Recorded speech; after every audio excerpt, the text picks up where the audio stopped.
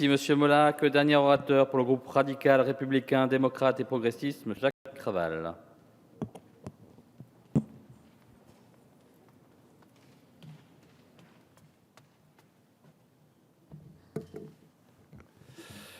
Monsieur le Président, Madame la Ministre, Monsieur le Président de la Commission des lois, Monsieur le rapporteur, mes chers collègues, nous nous retrouvons aujourd'hui pour l'examen de propositions de loi et loi organique portant dématérialisation du journal officiel de la République française.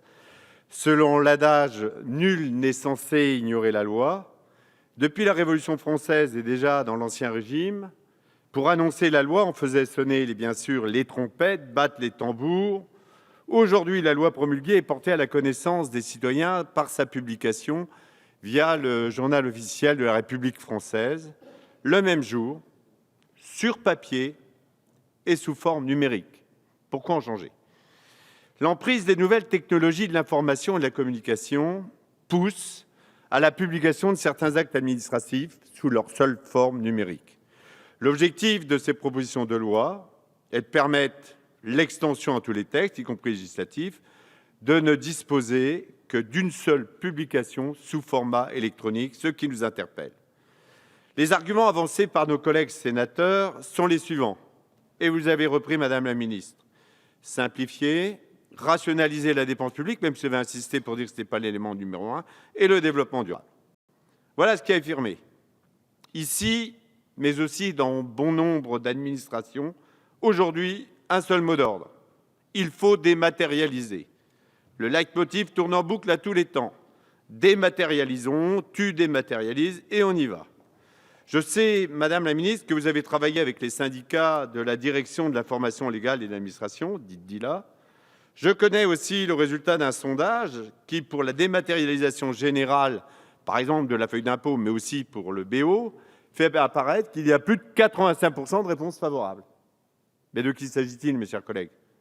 Nous devons dire que ce sondage a été mené exclusivement sur Internet. Dites-nous quand vous comptez prendre en compte l'avis des autres, de tous les autres, ceux qui ne disposent pas de l'accès à Internet ou qui ne maîtrisent pas ces outils, ou encore ceux qui souhaitent les deux. Au-delà des avantages indéniables qui ont été rappelés, vitesse, transmission gratuite, etc., j'aimerais que vous puissiez nous dire sur quelle étude d'impact vous vous appuyez pour proclamer ces objectifs. D'autre part, le bénéfice de cette mesure devrait rapporter 400 000 € sur une dépense d'1 million d'euros, et ça a été dit, même s'il n'y a pas de petites économies, ce n'est pas l'argument numéro 1. Mais avez-vous pris en compte les coûts de sécurisation, point crucial à l'heure de l'espionnage informatique, même si vous avez vanté le système de sécurité CAPTCHA en disant que toutes les informations personnelles ne seraient pas prises, le stockage et la gestion des données. Avez-vous considéré les coûts de formation du personnel spécialisé? Et enfin, vous nous dites, Madame la Ministre, que le bilan carbone, c'est économie de 660 tonnes de CO2. D'où ça vient? Arrêtons de montrer encore et toujours le papier. Un mail, le papier, c'est 7 vies. Le papier, c'est issu de la forêt durable. Avec un mail, avec une pièce jointe, ça équivaut à 25 watts par heure, selon l'Agence de l'environnement et de la maîtrise de l'énergie. En 1 heure, plus de 10 milliards de courriels sont envoyés, soit l'équivalent de 4 000 tonnes de pétrole en France en 2011. 60 000 mails sont envoyés par heure. Oui, à l'heure de la COP 21, nous devons intégrer tout ça.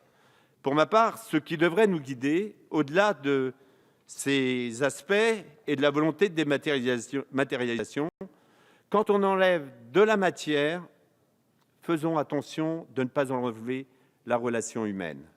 Le plus important aujourd'hui, de notre point de vue, à travers ce bulletin officiel, c'est de renforcer la démocratie et pas de l'affaiblir encore davantage. Comme l'a dit l'excellent rapporteur, en faisant allusion à Portalis, il est nécessaire, chers collègues, que nos concitoyens se réapproprient la loi. Il ne faut donc pas les en éloigner encore et encore. Certes, il faudrait légiférer moins, mieux, simplifier les textes, mais il faudrait aussi multiplier, renforcer tous les moyens d'information et de sensibilisation, et donc pas l'inverse. Avec mon collègue Jean-Pierre Magy, nous sommes également, ça ne vous concerne pas trop, Madame la Ministre, mais je le dis, interpellé quant au projet de suppression envisagé de la propagande électorale sur format papier pour les échéances de 2017. Je n'ignore rien des difficultés budgétaires de notre pays, mais là encore, l'objectif que nous devrions poursuivre, c'est bien de tout faire pour inciter de l'intérêt politique auprès de nos concitoyens. Je n'ignore rien non plus de leur état d'esprit. Notre démocratie a besoin d'être renforcée et non affaiblie, comme cela serait le cas si ces propositions venaient à aboutir. Je voudrais terminer, pas en citant Jean de La Fontaine, mais Alexandre Dumas, célèbre écrivain né à Villers-Cotterêts, qui écrivait dans Tulipe noire. Le terrible des mauvaises idées, c'est que peu à peu, les mauvais esprits se familiarisent avec elles. C'est le cas des idées de haine, mais c'est aussi peut-être le cas pour cette dématérialisation.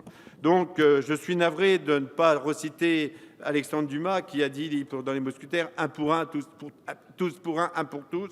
Et nous aurions aimé vous accompagner, mais vous comprenez qu'à travers ce que je viens de vous dire, Madame la Ministre, le groupe radical, républicain, démocrate et progressiste, pour une fois n'est pas coutume, s'abstiendra sur ce texte. Merci, Monsieur